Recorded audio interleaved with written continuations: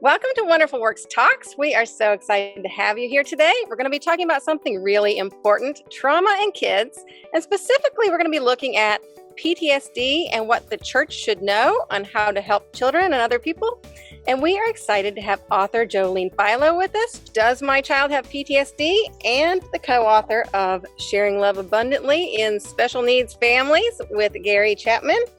Thank you, Jolene, for being here with us today. Well, thank you for having me. It's great to be with you. So I read your book, Does My Child Have PTSD, from cover to cover, and I actually learned quite a bit. It was really illuminating and helpful. Can you tell us a little bit about your story and why you wanted to write that book? Yeah, it's nothing I ever thought I would be writing about, ever. And actually, the story began about 40 years ago with the birth of our first child. He was born in 1982, and we discovered soon after his birth that he had a life-threatening condition that needed immediate surgery for him to survive.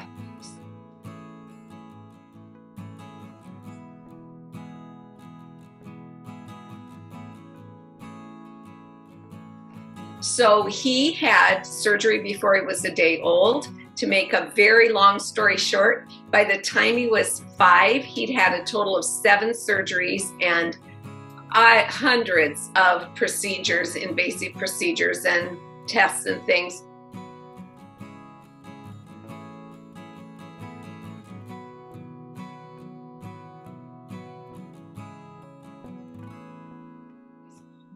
He had another surgery when he was 15 to complete some repair issues. Other than that, it seemed like he didn't really have any other issues. He did well in school. He developed normally. So he did very, very well until about junior high when we started seeing some behavior issues. A lot of impulsiveness, inability to explain his emotions, inability to carry through on promises. And then after his junior year in high school, he ran away for the first time.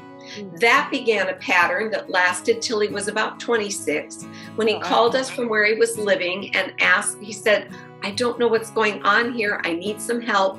Can you help me figure it out?" And truly, by the grace of God, we still didn't have any language for PTSD. My husband and I were suspecting by that time that what was going on maybe had to do with all that medical trauma, but we really didn't know.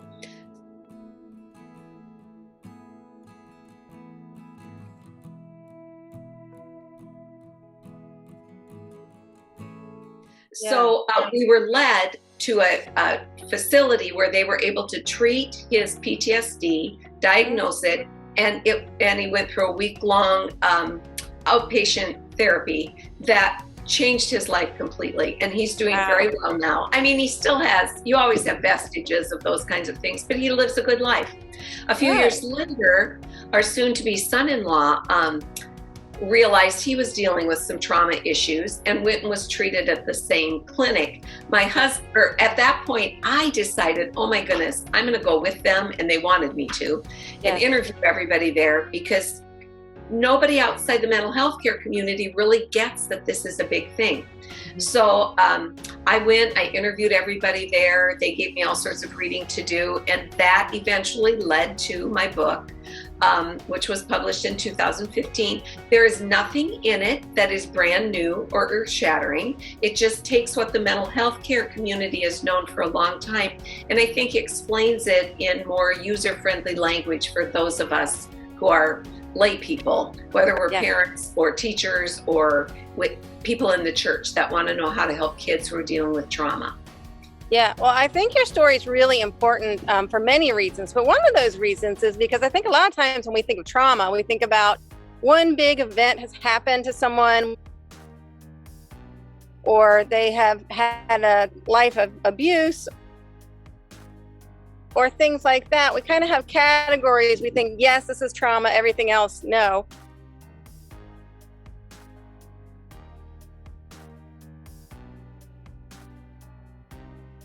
Medical procedures and surgeries, when they come a lot, can also be traumatic. Can you expand a little bit on that? Sure, and especially in the case of someone like my son, who was a newborn, they remember what's happening from birth on. There is even evidence now that babies in the womb remember things because they can turn to their mother's voice in the delivery room and such not. So if they are in a traumatic environment, they may have memories, and these are called implicit memories. And we all have those. They begin at birth. We develop them throughout our lives, but we aren't aware that they're memories. We tend to think of our explicit memories as the ones that matter. Those begin when we're around 2.5, and they're that movie reel that runs through our mind where we can look back and see what happened in our lives. But the early memories, whether they're medical trauma or abuse or neglect or anything, being in an accident when you're very, very young, we remember those traumatic experiences as sensations, bodily sensations like hot and cold, emotional sensations, visual images, sounds, smells, those kinds of things. And they sit in our right brain, and we don't even realize what they are. We just sometimes have this feeling of, why am I so uneasy? Why do I feel so unsafe? Mm-hmm. And so we have to help children that young, and any child, because they're vulnerable and they don't know how to do this themselves. We have to be the ones that help those children process those memories and come to a point of understanding they're no longer being threatened and they can move on with life. Right. Yeah. So what you're saying is someone can have these feelings and sensations in their body, in their brain, and not realize it. And that can show up in behaviors later that may be puzzling to everyone, including the person. Yes, because anytime that memory is triggered and they don't even know it's a memory, they're going to show some behaviors probably related to the age they were when the event happened. So if you were 6 months old when the event happened, however you responded then is not going to be highly appropriate, even for a 5-year-old, a 10-year-old, and certainly not for an adult. So we've got to figure out why they're acting that way. And so the good question to ask, instead of what is wrong with you, is what's happened to you. And if we can start looking at people that way, it reframes our perspective, and we're in a much more compassionate, caring position, a Christ-like position to help people then. Yeah. I love that. So instead of what is wrong with you, what has happened to you? That really does change the whole feel of it. Totally. Yes. Yeah. That is great. For those who are wondering, what does PTSD sometimes look like in a child? How would they be able to maybe recognize maybe something is wrong or something is happened? That's a really good question. And that is kind of broken down in my book. So if people really want a real detailed look at it, you might want to pick up the book. But just generally, of course, it's different for birth to 3 to 6, and then of course when you get into adolescence, it's going to look different too. But I think a few things that you should really be looking for, whatever the age of the child, are they having sleep disturbances? That carries through at any age, and I think it's because when it's time to sleep, we can no longer keep our minds busy and keep those memories away, and so when sleep comes, those children will have problems with getting to sleep, staying asleep, and having a lot of nightmares, poor sleep habits just all around. Other things you might be looking for are highly emotional responses to events, where it makes sense that, here's the best example I've ever heard. If you tell a toddler they can't have a cookie, they're going to throw a little fit or cry or whatever. If you tell a toddler dealing with trauma they can't have a cookie, they're going to be flat out screaming for a long time, flailing on the floor for 20 minutes. So their response is way out of line with the event. You might see kids trying to avoid places where the trauma occurred. So they're going to say, I don't feel good when they have to go to ball practice, if it's happening at ball practice or school or wherever it may be. They also might complain of a lot of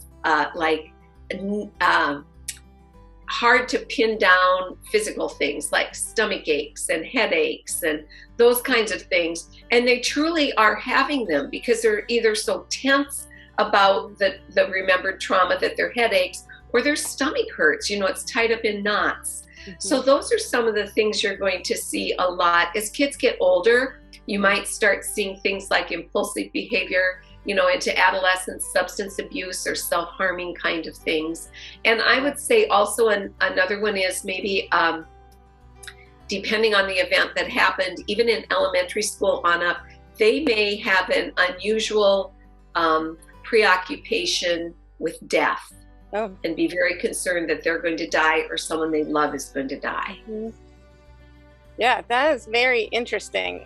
So I think one thing I was always taught is that behavior is communication. I hear that a lot. And what you're saying with children that have been through trauma, I think a lot of times it's easy for us to see a child who's overreacting to something and just think they are misbehaving or they're being willful.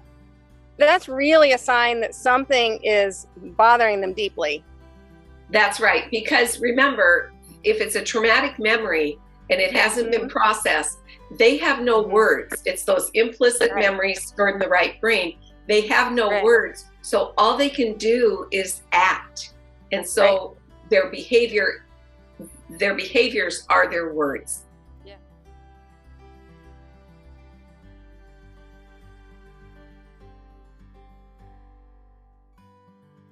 Another thing I noticed when I read your book, because I kind of looked through some of those things you just described, and there's many of them on that list that also seem to be the same as maybe things like autism or different types of things. So how does a parent know if this might be a neurological disorder or trauma, or what should they do if they suspect that something is wrong? Yeah. And there are a lot of other mental conditions that mimic or PTSD copycats them. Things like attention deficit disorder, ADHD, oppositional defiant disorder, panic attacks, anxiety, depression, bipolar. There's a number of those. But what I always tell people is if it looks like it's trauma symptoms or symptoms of PTSD, and this child has a history of trauma, start there and go and see if you can get some help, because really, if you can help kids process those unresolved traumatic memories, you can resolve the PTSD and those symptoms. And then once those are gone, you can see what's left and treat those other things.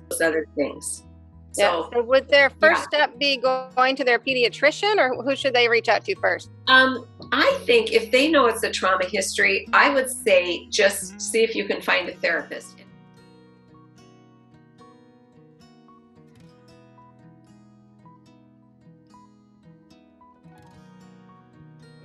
I would imagine, Jolene, that maybe the earlier you go for therapy, the better. Do you find that to be helpful for kids, or is there a certain age where it's better?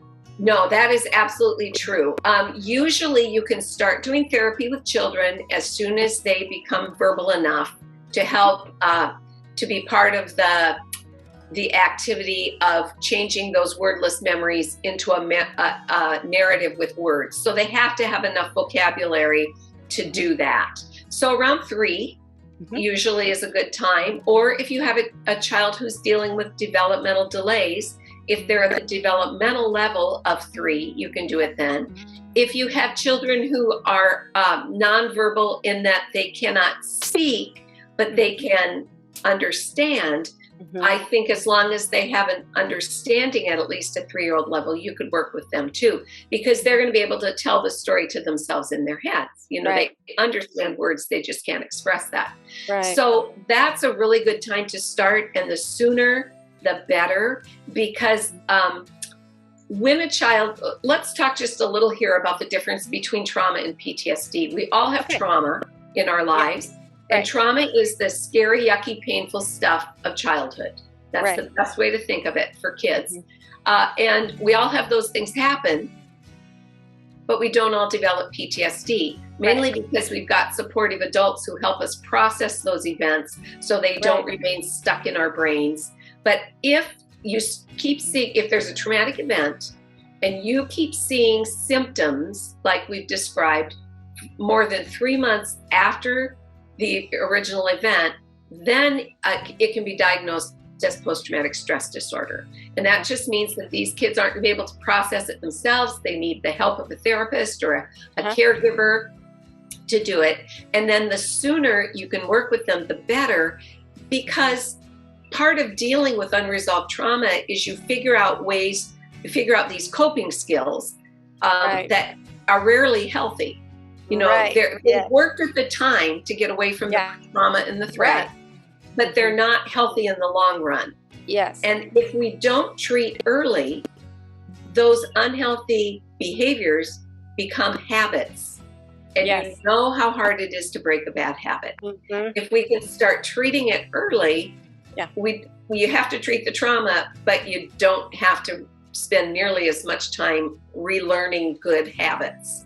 Yeah, and I think when you don't treat the trauma and get those healthy coping skills early, then you're adding smaller traumas into your life all the time by relationship difficulties. Maybe you can't keep a job, different things.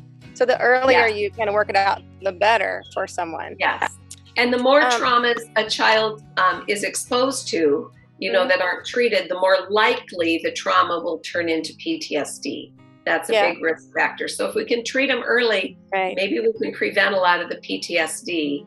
So let's talk a little bit about the parent. So if you are a parent who has a child with trauma, how common is it for the parent to have PTSD as well? Well, it depends on the trauma. I would say parents of kids with disabilities and special needs are often likely to be dealing with their own trauma of diagnosis and caring for their kids and all of those kinds of things. And the more difficult the behaviors are, the more likely it would be from the child, the more likely the parent is going to develop PTSD. The fewer supports the parent has, the more likely. The fewer chances the parent has to get away and decompress and, just kind of breathe for a while, the more likely it is. But, and we've got parents we're talking about here too, who may eventually be experiencing the death of a child. And so there's the grief trauma that comes along with it too. Even for children who aren't terminally ill, there's grief trauma because you're grieving the child you thought you would have, the parenting experience you thought you would have. And so that grief can often cause trauma that needs to be dealt with. And as you can imagine, an adult going through that really needs someone to talk to help them. So no parent should feel guilty if they're dealing with trauma related to caregiving, which can often is called compassion fatigue or secondary trauma. And it's very, very common. So for people in the church, what should we know about PTSD? It's incredibly common. Childhood trauma is incredibly common, and so is untreated childhood trauma that turns into PTSD. And probably 90% of the time, it is not the parent's fault. Now, if we're dealing with domestic abuse situations or, chronic substance abuse from the parents, yes, we can say it's part of them, but it's probably not due to bad parenting. And that's the first place we want to go, that these parents aren't raising their kids correctly. Or, like you said earlier, that the kids are just naughty. No, they've had something huge, overwhelming happen, and they're just stuck. The whole family becomes stuck.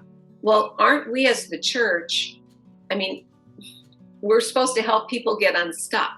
That's what Jesus did all the time. He would find the people who were stuck, whether it was the leper or the blind man or Zacchaeus, who was a tax collector and chose a lifestyle where he was stuck.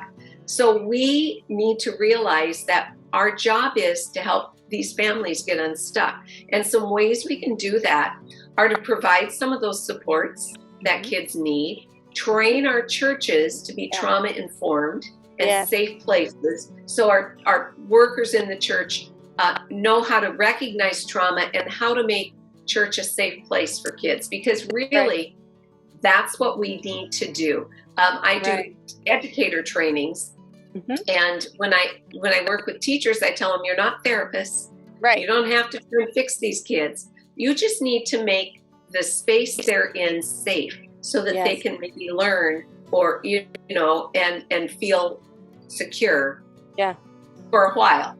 And that's what we need to be doing at church, making it a safe place so kids can come and meet Jesus. That's really what we need to do.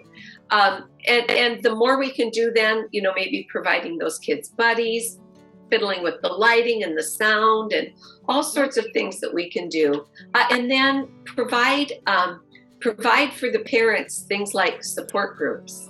Bring a counselor, find trauma counselors and therapists and hook parents and families up to therapists. So that they can start getting the treatment they need. Host a conference about trauma in your church. And you know what? You're going to get churches from all around, within and without your denomination, coming to that because it's a big issue. And, many of our churches are have things like foster and adopt ministries. A lot of our churches are helping, and we should. And a lot of our churches are helping with refugees that are coming into the country. Those are people who are going to be traumatized.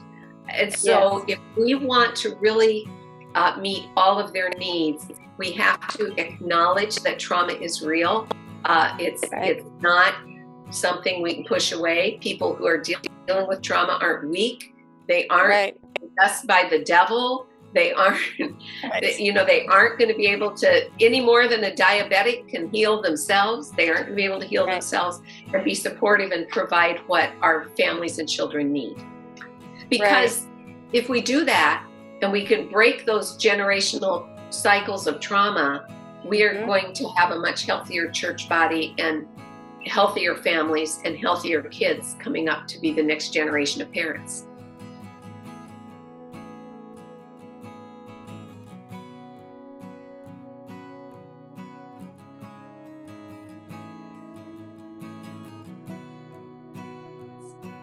Right. And I would just add to that, I personally would consider trauma to be one of those invisible disabilities that we kind of talk about.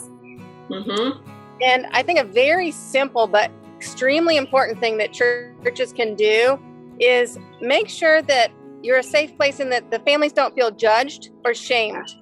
If you see someone talking about a family behind their back and something they wouldn't say in front of their face, shut that down.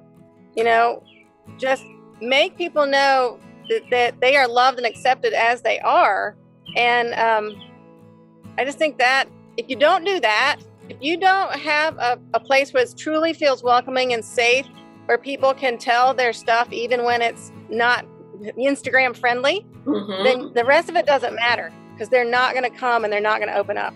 That's right. And all I can think about when I see people who are saying those things or reacting in that shaming manner is that you haven't had this experience yet. Yes. You will. Right. Yes. Because it happens to every family at some point. Every family. Right. Yeah, I agree. So Jolene, on your blog, differentdream.com, I noticed you had a series from parents who talked about PTSD. What was your biggest takeaway from that blog series? My biggest takeaway for that was that PTSD among parents is way more common than we realize. And that there are parents out there who are desperate for help. They are hanging on by their fingernails. I heard from parents who were like, I've been taking care of my child for 19 years and I'm a single parent and I have no help. And boy, I really don't know how they all do it. I mean, I had my own experience and it was hard, but I had a supportive husband and a supportive community and some education that helped me access stuff. And some of these families are so consumed by their caregiving, they have no time for anything else. Right. And I think, and what I also saw there was that here is a place where we as a church should be stepping in and helping these families. of course, we want to share the gospel and all that kind of stuff. But you know what? They can't even, for the most part, they are so drowning that that's not where they need us to start. They need us to start by just providing some support, and being there for them. And if we can do that, we're going to help them. But man, that is a place where the church should be going. So another part of your book that really stuck out to me was about a story about a little girl named Trinity. And Trinity had been through a lot of trauma, but she grew up to be really resilient. What can we learn from this? Yeah, and I would want to tell you, first of all, that story about Trinity came from a book called Born to Love, which is by Dr. Bruce Perry. He's best known as the psychologist who went down after the Branch Davidian disaster in Waco, Texas, and worked with the children that were taken out of that. So he's dealt with a lot of kids who have trauma. Wow. But this woman, Trinity, that he interviewed, she was raised in a family where both her parents were addicted to heroin, and there were, a series of boyfriends cycling in and out. And yet she was able to grow up and become quite successful, I believe, as a social worker. And what she said made the difference were some people along the way who noted her strengths and told her about them. So she had a teacher who recommended that she be tested for the Talented and Gifted program. She had her father, she did have a few positive interactions with her father where she knew that she was loved by him. And then there were other people along the way that said, did you know you're good at this? You have a talent for this. And those things gave her enough of a window into the future and enough self-confidence to go beyond the environment where she was raised. Now, those are small things. Yeah, little things. And so if this could be done in those kinds of situations for her, think of all we can do for children in our church. Yeah. We should be, in our Sunday school programs, in any kind of midweek programming, VBS, wherever we are, we should be making sure we are getting to know the students, creating healthy relationships with them, and then speaking into them about their strengths and what they might be able to do someday. And not just, Jesus loves all the little children. Right. That's true. But our kids, and especially our kids who live with trauma, need to hear it in just in a way that is obviously specific to them. And that's going to make a difference. So now if you can take that and combine that with the love of Christ and the message of Christ and the support of a church body, the church can make a tremendous difference in the lives of kids on this earth and for eternity. And that is so important. I think that is really good stuff. I think people don't realize the power of just those words of affirmation, especially to people who don't hear them often. And I would just second that and say that this is especially true for kids who have behavioral issues, because they get that positive affirmation so much less than other kids. And sometimes they even walk into a room and people are like, ugh. So if you can look past the behaviors and find something positive and compliment them on it, or say, I see your gift, how difference making can that be for a child? It makes a huge difference. And when I taught school for 25 years, and I made sure that early on in the year, I found out what kids were good at or what they liked or what their area of interest was. And so somebody in the class was the expert on cats, and somebody was the expert on monster trucks. And, so that if anything came up, then it's like, oh, okay, you need to know something about frogs. You need to talk to our frog expert, so-and-so. Yeah. To build everybody up, because everybody has something that they're good at. I had a situation when I was like in early junior high, maybe 7th grade. I was not a confident child, and I was, middle school are not your best years anyway. So I was not looking my best back then. Yeah. And I just didn't really think that I had come out of an elementary school experience where I was very poorly inclined athletically, and that was all that was important. And so I didn't have much confidence. Well, I met a girl and went to visit her family, and this gal became one of my best friends. But her dad, I'm not kidding, looked like the comedian Danny Kaye. And I would see him and I went, "You look so much like Danny Kaye. I just can't believe how much you look like Danny Kaye." And he would smile at me every time and he'd go, "Jolene, you look like Elizabeth Taylor."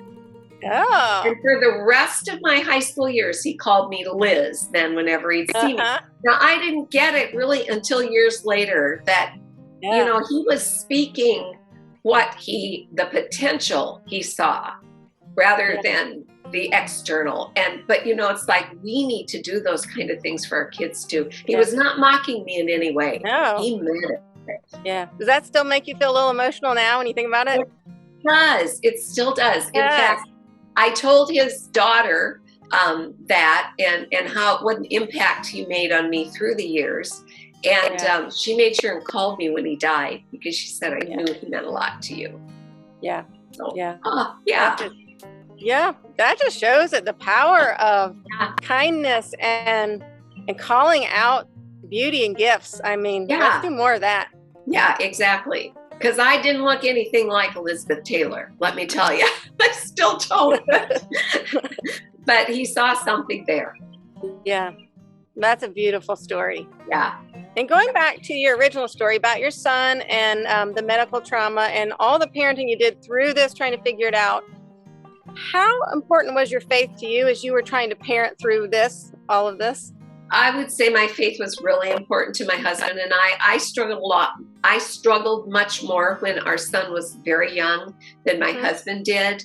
And it was hard. I mean, we were in the hospital a lot. He had to use a feeding tube for months and months, and he was allergic to anything but breast milk. So I was pumping for almost a year, and we didn't always have enough, and he had a feeding aversion, and it was just, there was this one time where I was just beside myself.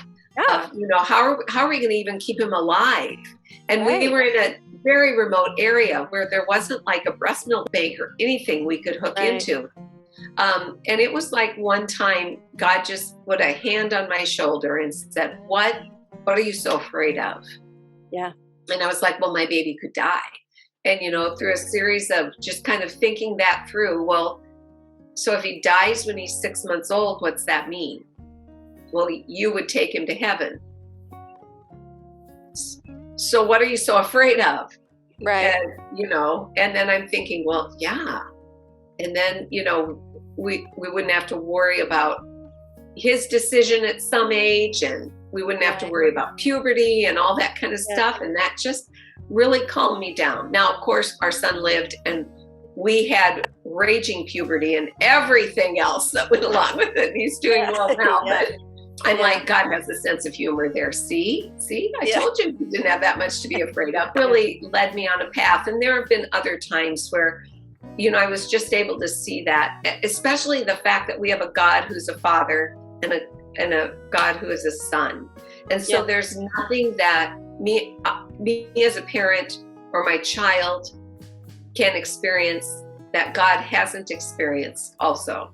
Right. And that has just, when I get to the end of everything, that's where I can just kind of camp, you know, and just rest for a while. Yeah. So it sounds like your faith helped meet you in the moments that you needed in that day to day. Yeah. And gave you a foundation to help you keep going and see past the day.